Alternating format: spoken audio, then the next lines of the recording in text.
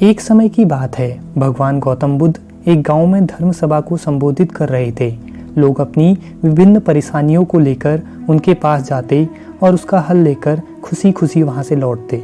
उसी गांव के सड़क के किनारे एक गरीब व्यक्ति बैठा रहता तथा महात्मा बुद्ध के उपदेश शिविर में आने जाने वाले लोगों को बड़े ध्यान से देखता।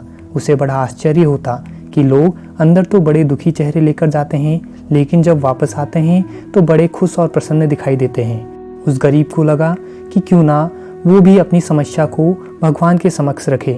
मन में यह विचार लिए वह भी महात्मा बुद्ध के पास पहुंचा, जहां लोग एक एक करके अपनी समस्या बता रहे थे।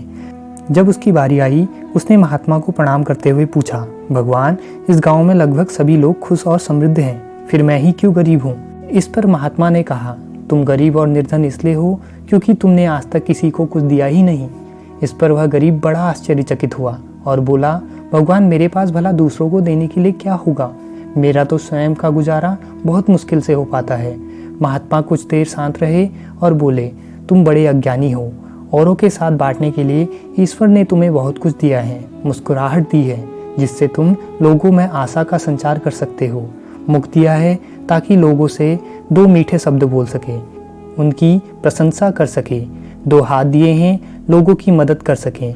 ईश्वर ने जिसको ये तीन चीज़ें दी हैं वह कभी गरीब और निर्धन हो ही नहीं सकता।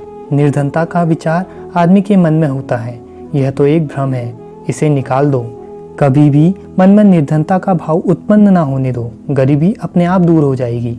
भगवान बुद्ध का संदेश सुनकर उस आदमी का चेहरा चमक उठा और उसने इस उपदेश को अपने जीवन में उतारा, जिससे वह फिर कभी दुखी नहीं हुआ।